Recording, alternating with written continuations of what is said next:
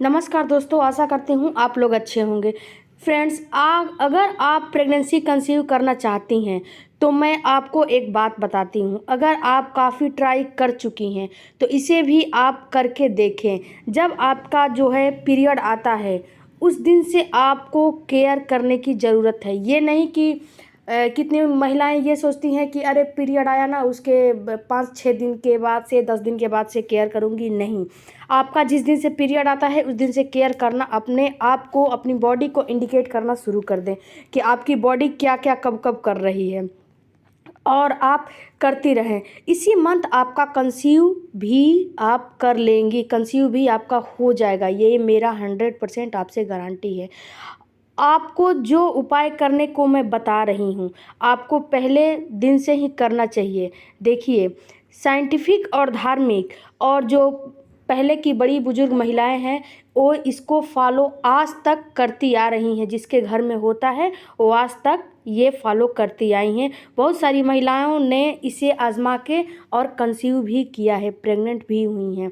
अगर आपकी सबसे पहले तो मैं आपको एक बात बताती हूँ कि जब आपकी पीरियड की डेट 24 से 48 घंटे की रहती है, यानी कि जब आप अनुमान लगा लें कि आपकी पीरियड की डेट 4 तारीख को आने वाली है, तो आप 2 तारीख से ही अपने बालों को आपको नहीं धोना है। इससे पहले अपने बालों को आप इससे पहले आप अपने बालों को धो लें। इसके बाद आपको अपने बालों को नहीं धोना है। 24 से 48 घंटे पहले अपने बालों को आपको बिल्कुल भी नहीं धोना चाहिए, क्योंकि बाल को धोने से आपकी बॉडी ठंडी पड़ जाती है और जब आपकी बॉडी ठंडी पड़ती है तो आपके यूट्रस में कॉन्ट्रैक्शन होने लगता है और जब कॉन्ट्रैक्शन होने लगता है तो आपका जो यूट्रस है, वो जो आपके यूट्रस के अंदर पीरियड होता है, वो 24 से 48 घंटे पहले ही वो बाहर निकालने की प्रक्रिया में लग जाता है और बाहर निकालने लगता है, जिस वजह से आपका ओवुलेशन ख़राब हो जाता है और आपका इम्प्लांटेशन, जो आप गर्भधारण करने की जो मतलब गर्भधारण अगर हो चुका होता है तो भी वो ख़राब हो जाता है। तो दोनों ही केस में आपको बाल बिल्कुल भी नहीं धोने चाहिए। बाल को अगर धोना है तो 4 तारीख को आपका पीरियड आ रहा है तो या तो 1 तारीख को या तो 29 या 29 तारीख को ही धो लीजिए, क्योंकि आप ऐसा काम बिल्कुल भी नहीं करना चाहती होंगी। और आप इस बात को ध्यान रखिएगा, 1-2 बार आजमा के आप देखिएगा भी। अगर इस बात को आप ध्यान रखेंगी कि आपके हेयर वॉश से आपका ओवुलेशन ख़राब हो रहा है और आपका इम्प्लांटेशन ख़राब हो रहा है तो आप ये काम नहीं करेंगी, क्योंकि जो है आपके बॉडी का टेम्परेचर एकदम से कम हो जाता है और आपके यूट्रस में कंट्रैक्शन होने लगता है। तो जब हम हेयर वॉश करते हैं तो हमारे शरीर का तापमान एकदम ठंडा हो जाता है।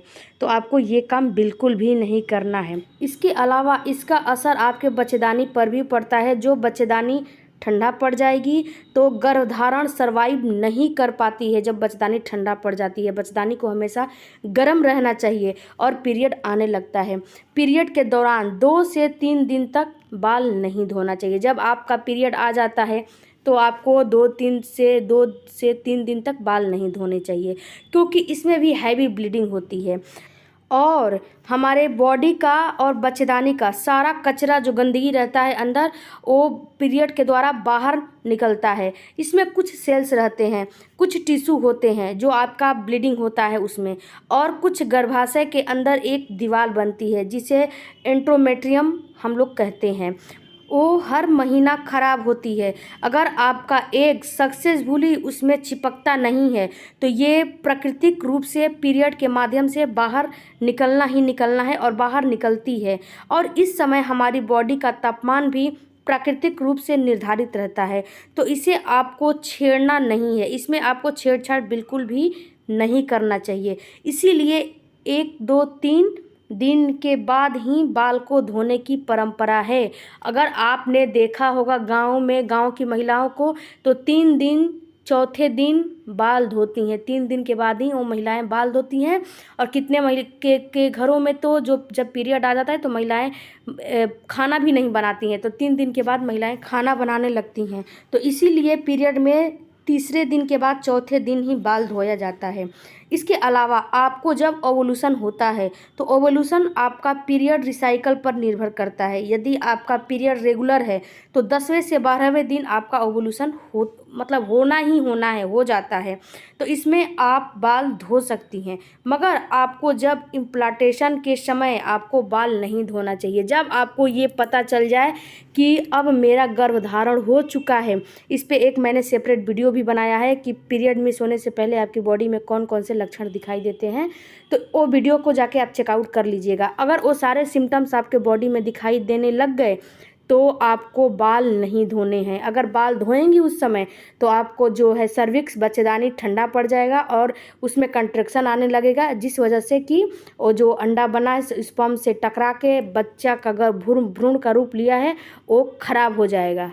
तो आपको उस समय बाल बिल्कुल भी नहीं धोना है। इसीलिए आपने पहले की महिलाओं को देखा होगा कि किसी को कोई दवा की ज़रूरत नहीं पड़ती है, किसी को पीसीओडी थायराइड कुछ भी नहीं होता था और घर में रहते रहते ही उनका प्रेगनेंसी कंसीव हो जाता था और घर में ही बच्चे पैदा हो जाते थे। लेकिन आज की जनरेशन काफ़ी आगे बढ़ चुकी है, कुछ भी उनको ज्ञान नहीं है, सारे काम उल्टा सीधा करती हैं, इसीलिए उनको गर्भधारण करने में थोड़ी सी समस्या आती है।